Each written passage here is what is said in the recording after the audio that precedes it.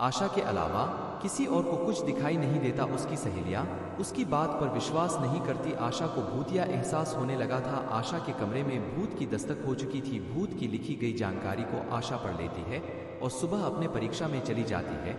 लेकिन जैसे ही आशा को प्रश्न पत्र मिलता है, उसे विश्वास नहीं होता कि वह सारे सवाल वही होते हैं जो रात को उसकी कॉपी में अपने आप को लिख गए थे। आशा परीक्षा में आए हुए सभी सवालों के जवाब बड़ी आसानी से हल कर देती है और परीक्षा समाप्त होते ही अपने कमरे आ जाती है।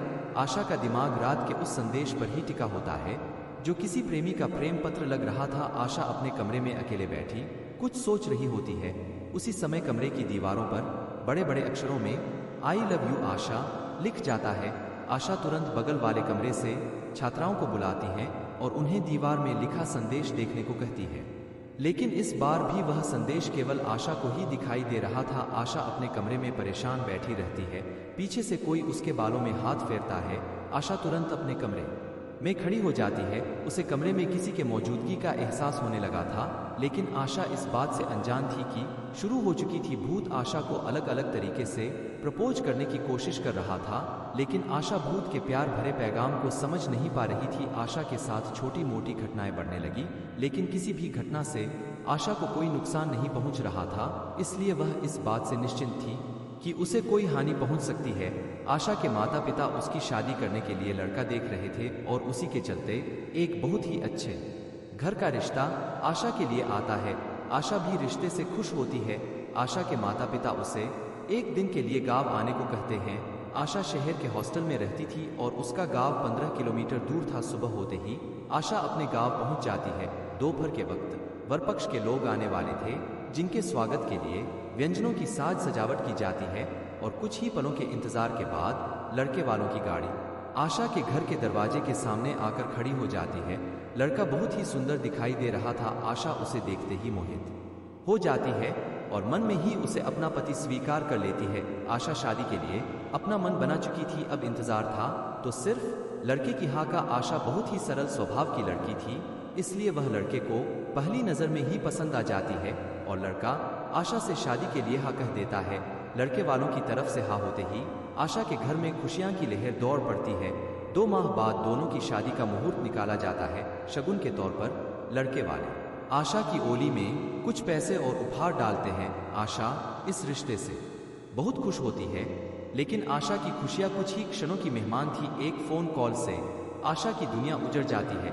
जैसे ही उसे पता चलता है कि जिस लड़के से रिश्ता तय हुआ था, कुछ ही दूर जाने के बाद उसकी गाड़ी का एक्सीडेंट हो गया है और उस लड़के की मौत हो चुकी है। शादी होने के पहले ही आशा का दुल्हा उससे छिन गया था, क्योंकि एक ऐसी अदृश्य शैतानी ताकत है जो नहीं चाहती कि आशा किसी और के रिश्ते में बंधे। आशा के ऊपर भूत की दहशत के बादल मंडराने लगते हैं।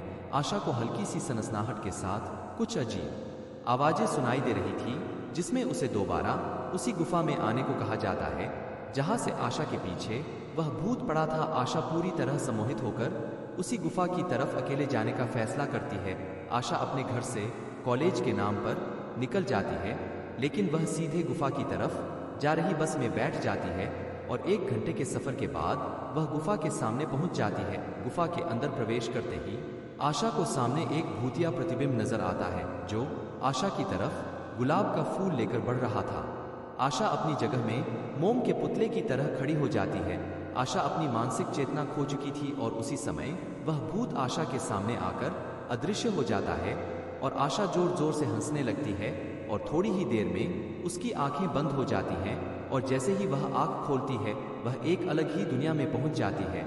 आशा एक भूत की बाहों में बाहें डालकर खूबसूरत मौसम का लुत्फ उठा रही थी। आशा को ऐसा लग रहा था कि जैसे उसे स्वर्ग मिल गया हो। आशा इस माहौल को कभी खत्म नहीं होने देना चाहती थी और देखते ही देखते आशा को इसी माहौल में रहने की आदत हो जाती है और वह हमेशा हमेशा के लिए अपनी ही दुनिया में भूत की प्रेम कहानी का सार बन जाती है। आशा को इस माहौल में रहते हुए कई साल गुजर चुके होते हैं। दरअसल उस दिन के बाद से आशा अपना मानसिक संतुलन खो चुकी थी। कई जगह उसका इलाज करवाने के बाद जब उसकी दिमागी हालत में सुधार नहीं हुआ तो उसके परिवार वालों ने उसे पागलखाने में भर्ती कर दिया था, लेकिन वह आज भी अपने प्रेमी भूत के साथ प्यार के समुद्र में गोते लगा रही है। आशा के इसी भूतिया रहस्य के